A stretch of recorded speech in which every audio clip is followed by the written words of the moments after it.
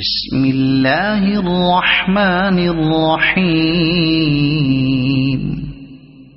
الرحمن علم القرآن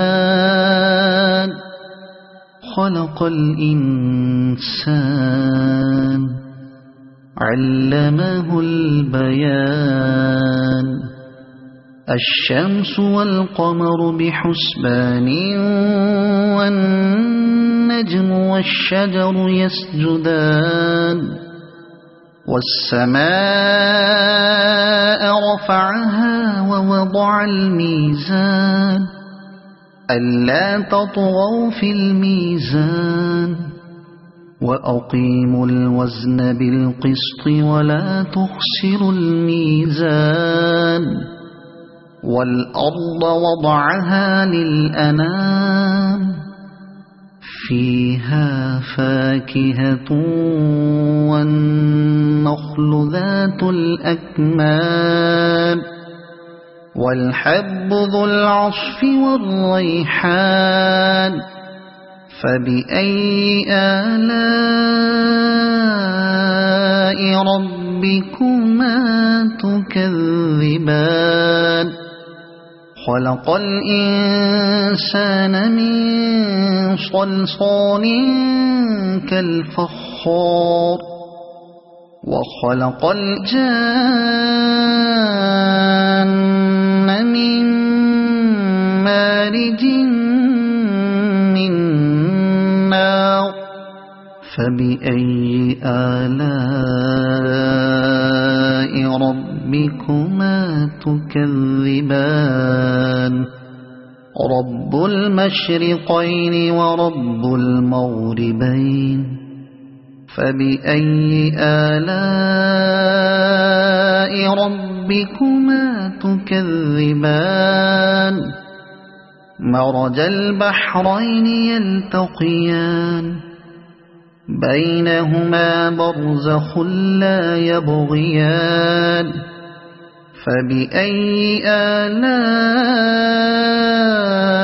ربكما تكذبان. يخرج منهما اللؤلؤ والمرجان. فبأي آلاء ربكما تكذبان. وله الجوار المنشآت في البحر كالأعلام. فبأي آلاء ربكما تكذبان. كل من عليها فان ويبقى وجه ربك ذو الجلال والإكرام. فبأي آلاء ربكما تكذبان. يسأله من في السماوات والأرض كل يوم هو في شأن. فبأي آلاء ربكما تكذبان. سنفرغ لكم أيها الثقلان. فبأي آلاء ربكما تكذبان.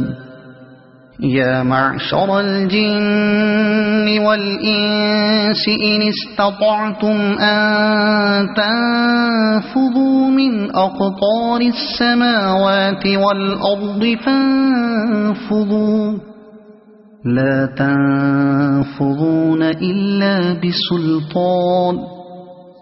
فبأي آلاء ربكما تكذبان. يرسل عليكما شواظ من نار ونحاس فلا تنتصران. فبأي آلاء ربكما تكذبان. فإذا انشقت السماء فكانت وردة كالدهان فبأي آلاء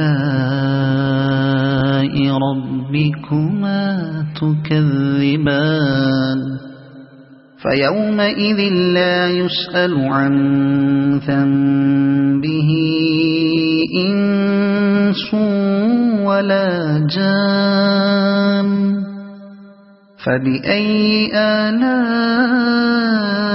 ربكما تكذبان يعرف المجرمون بسيماهم فيؤخذ بالنواصي والأقدام فبأي آلاء ربكما تكذبان هذه جهنم التي يكذب بها المجرمون يطوفون بينها وبين حميم آن فبأي آلاء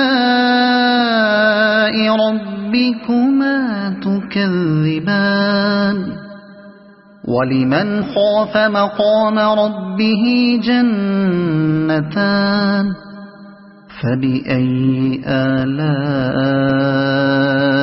ربكما تكذبان ذواتا أفنان فبأي آلاء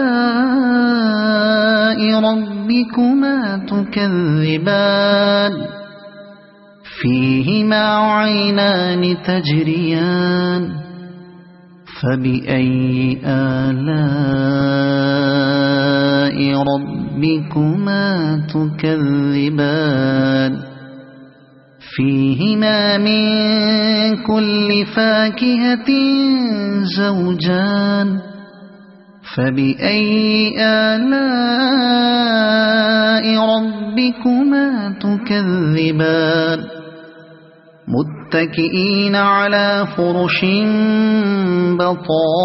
بطائنها من استبرق وجنى الجنتين دان فبأي آلاء ربكما تكذبان فيهن قاصرات الطرف لم يطمثهن إنس قبلهم ولا جان فبأي آلاء ربكما تكذبان كأنهن الياقوت والمرجان فبأي آلاء ربكما تكذبان هل جزاء الإحسان إلا الإحسان فبأي آلاء ربكما تكذبان ومن دونهما جنتان فبأي آلاء ربكما تكذبان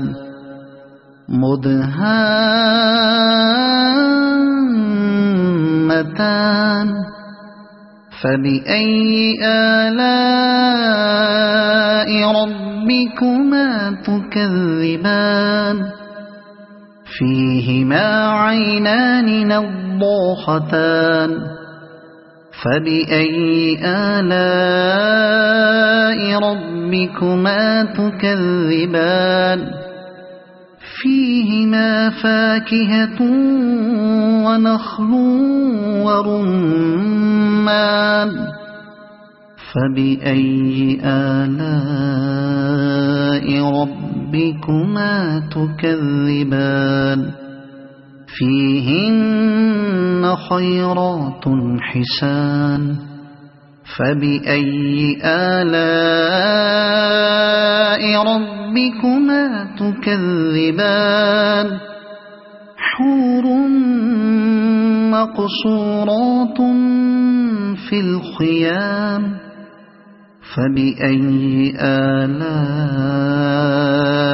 ربكما تكذبان لم يطمثهن إنس قبلهم ولا جان فبأي آلاء ربكما تكذبان متكئين على رفرف خضر وعبقري حسان فبأي آلاء ربكما تكذبان تبارك اسم ربك ذي الجلال